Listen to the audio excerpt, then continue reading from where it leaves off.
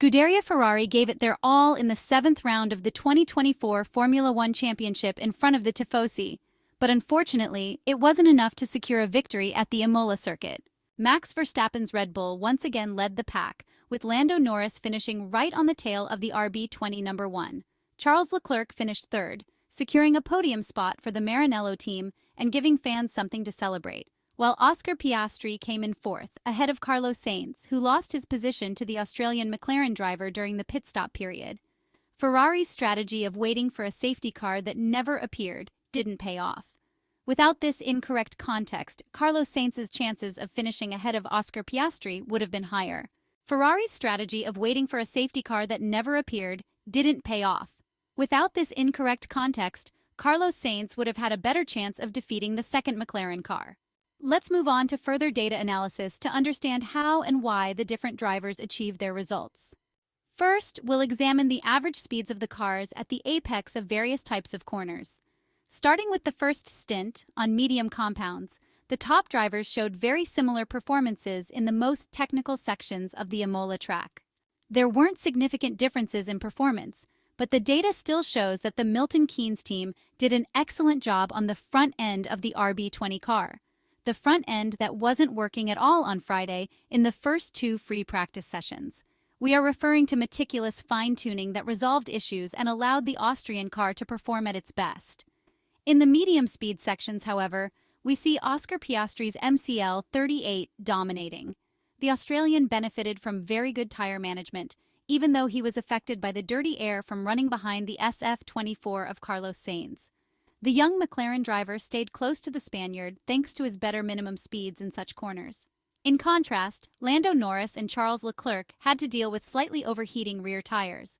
This factor significantly limited their speed in corners like Tamburello and Villeneuve.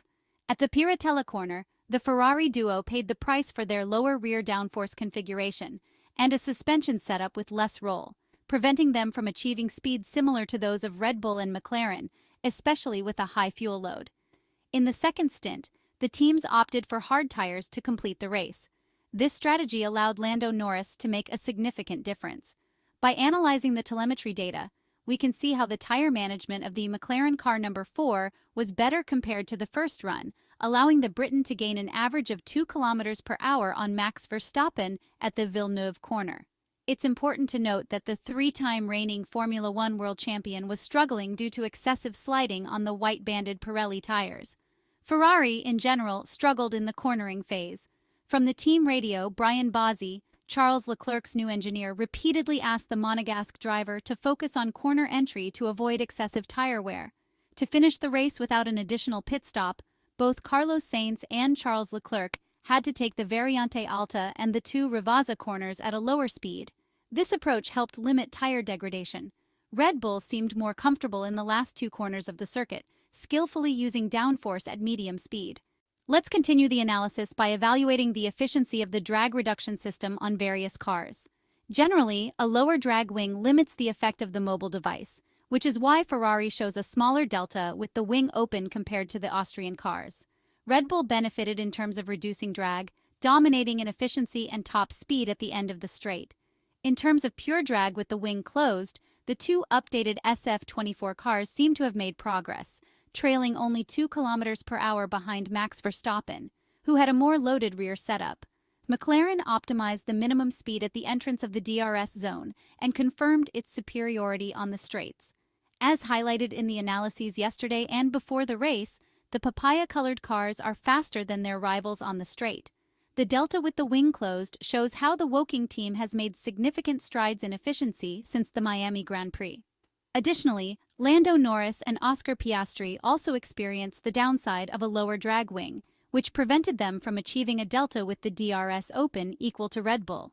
This factor is also influenced by the use of hybrid power, which we will discuss in a forthcoming video. Finally, we look at different telemetry data in order to quantify the car's performance on the straight, examining the average speed of the drivers in the specified sections, from reaching 100% throttle out of the corner to the start of braking. It is evident that Oscar Piastri's performance at the finish line and after Villeneuve is significantly better, showcasing the great ability of the British cars to cut through the air. The average speeds of Ferrari confirm that the car's drag has improved. the Ferrari drivers show similar results to Red Bull, even though the more loaded rear wing likely disadvantaged the world champions. The data we have discussed confirm that the overall drag of the SF-24 has improved with the new version introduced last weekend in Italy. What the Maranello team lacks to recover the 0.2 gap to the RB20 is time to understand and optimize the upgrades. Additionally, they await tracks that might better suit the Ferrari concept, keeping in mind that they seem to be on the right path. The package brought by the Maranello team for the Emilia Romagna Grand Prix weekend is not only aimed at instant performance improvement, but is also a semi-revolution of the car's aerodynamic setup. This effort is intended to both enhance performance and open up new development pathways. The fact that some solutions in this direction converge with the revolution undertaken by Red Bull with the RB20 compared to the RB19 does not necessarily mean that Ferrari is copying their rivals. More likely, the simulation results have yielded similar outcomes, albeit with the advantage that the Milton Keynes team had shortened by the fervent work at Maranello. Red Bull stated before the 2024 Formula One season that the revolution they introduced was aimed at opening up more profitable development scenarios rather than pursuing a path that seemed to be nearing its end. This is the same path now taken by the team led by Fred Vasseur. This means that the Ferrari package, as we have seen with McLaren, will need some time to be fully understood and optimized. Additionally, it is likely to be soon integrated with improvements aimed at optimizing everything using data gathered from the track. The only goal, not yet achieved by these updates, is to put Ferrari ahead of McLaren. It should be noted that McLaren started with a very strong base from last season's car, while the SF-23 had left Ferrari's engineers in the dark. The SF-24 has been a masterful work, now once again revolutionized in a direction with even more potential. At Imola, it was evidently not enough, partly due to a qualifying session that increasingly determines the final result but remains a weak point for Ferrari. However, what is lacking might already be present in the car, simply needing to be fully exploited by the engineers and drivers. The most evident weak point from the data so far is aerodynamic efficiency on the straights, which also affects qualifying. To truly judge the overall technical situation, we will need to wait at least until the Canadian Grand Prix, but especially the race in Barcelona, which will truly define the technical status of each team. The impression is that a new season for Formula One began at Imola, much more exciting than the previous one.